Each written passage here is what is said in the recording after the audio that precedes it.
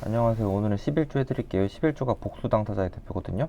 복수 당사자의 대표인데 이제 첫 번째 포인트가 이 대표자 있잖아요. 대표자가 무슨 지위를 가지는지에 대해 가지고 학설이 대립하는데 첫 번째 선정 당사자 설, 두 번째 대리인 설이거든요. 우리는 뭘 따르냐면 특수관계 설에 따라요.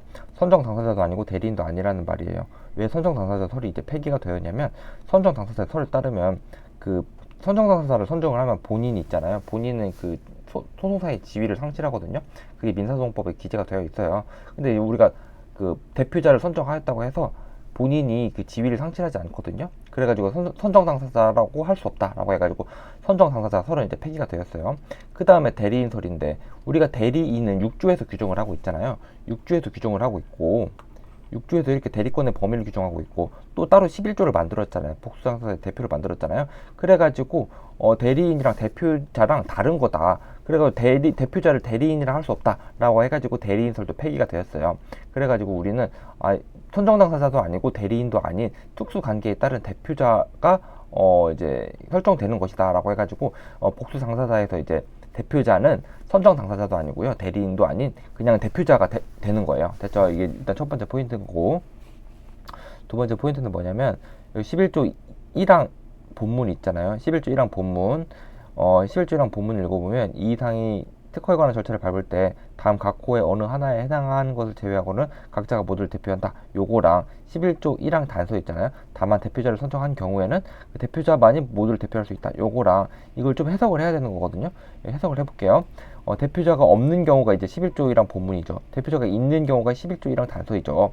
그리고 대표자가 있는 경우에 원칙은 뭐냐면 각자 대표예요. 그러니까 대표자가 2인 이상이 특허 출원을 같이 해요. 그럼 보정서 제출하거나 심사청구 제출하거나 이런 거 있잖아요. 한 명만 해도 다 효력이 발생하는 거예요. 이게 각자 대표라고 하는 거예요. 됐죠? 근데 11조이랑 각 호에 해당하는 사항 있잖아요. 여기 다음 각 호에 해당하는 사항을 제외하고 이제 각자가 모두를 대표한다고 했으니까 11조이랑 각 호의 사항은 전원이 절차를 밟아야 되는 거예요. 됐죠? 요게 이제 대표자가 없을 때 이렇게 하는 거고 만약에 대표자가 있어요. 대표자가 있는 거는 우리가 11조이랑 단서가 적용되잖아요. 11조랑 단서가 11조랑 단서가 적용돼 가지고 원칙은 대표자가 대표를 해요. 대표자 한 사람이 절차를 밟는단 말이에요. 그죠? 그러면 여기에 대해서 11조이랑 각 호는 어떻게 하냐? 11조이랑 각 호는 이 법조문이 나와 있지 않죠. 11조랑 각호는 어떻게 하냐에 대해 가지고 학설이 대립을 하거든요. 학설을 대립하는데 여러분들 알고 계셔야 되는 건 뭐냐면 그냥 특별수권 필요설이라고 해가지고 그냥 그 전원의 동의가 필요하다는 특별수권 필요성이 있거든요.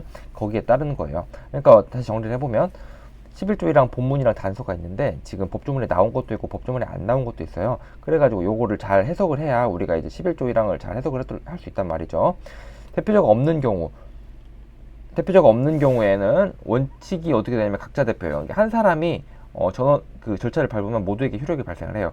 근데 11조랑 각호는 어떻게 하는 거예요? 전원이 절차를 밟아야 되는 거예요. 여기까지 이제 법적으로 나와 있는 거예요. 그죠? 대표자가 있어요. 대표자가 있는 경우는 원칙인 대표자가 대표를 해요. 여기도 법적으로 나와 있어요. 근데 대표자가 있는 경우에 11조랑 각호에 대해서 어떻게 하냐에 대해서는 법적으로 나와 있지 않아요. 법적으로 나와 있지 않아가지고 이제 학설이 대립했거든요. 학설이 대립하는데 우리가 특허청 심사 실무도 마찬가지고 어떻게 하냐면 전원의 동의를 필요로 한다라고 그렇게 해요. 그게 이제 심사 기준에도 나와 있고 여러 가지 책에 나와 있단 말이죠. 그거를 뭐라고 하냐면 특별수권 필요설이라고 하는 거예요. 아시겠죠? 이렇게 여러분들이 11조 1항을 이제 해석을 하고 계시면 되는 거고, 그 다음 11조 1항 단서 보시면 출연 신청 우불 이렇게 여러분들이 알고 계시잖아요. 요거는 거불복 말하는 거고 11조 1항 각호랑 우리가 6조를 한번 비교를 해봐야 되는 거예요. 6조 보시면 비슷한데 출연 신청 우불 그다음 복권이 따로 있어요. 복대리 서집이랑 특허권 포기가 요게 이제 차이가 있다는 거 알고 계시면 되는 거고 법조문의 차이가 있잖아요. 6조랑 여러분들 11조랑 단서 11조랑 각호랑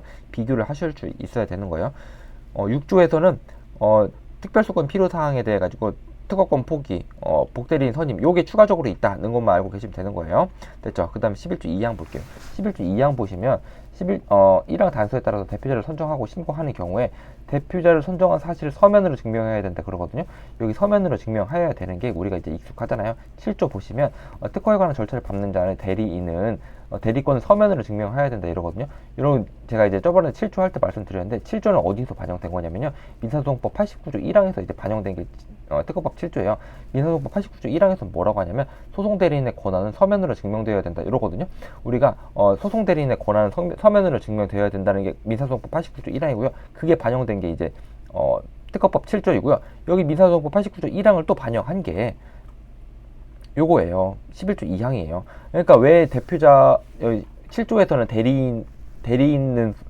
대리인의 권한을 서면으로 증명해야 된다고 하는 거고 11조 11조 2항에서는 대표자의 권한은 이제 서면으로 증명되어야 한다고 하잖아요. 왜 그러냐면 우리가 절차를 신속하게 진행하기 위해서는 민사소송법에서 대리권의 이제 증명을 이제 서면으로 증명해서 깔끔하게 대리권이 여기까지 인정되는구나, 여기서는 인정 안 되는구나, 이거를 서면으로 해야 우리가 절차가 신속하게 진행된단 말이에요. 그래서 그런 의미에서 대표자의 권한이거나 대리인의 권한이거나 모두 서면으로 증명받을 걸 요구하고 있거든요. 그죠? 이제 특허법에서 이제 절차를 신속하게 하기 위해서 그런 이제 법조문이 있다는 거 알고 계시면 되는 거예요. 그죠? 여기까지 11조 할게요. 여기까지 11조 끝낼게요.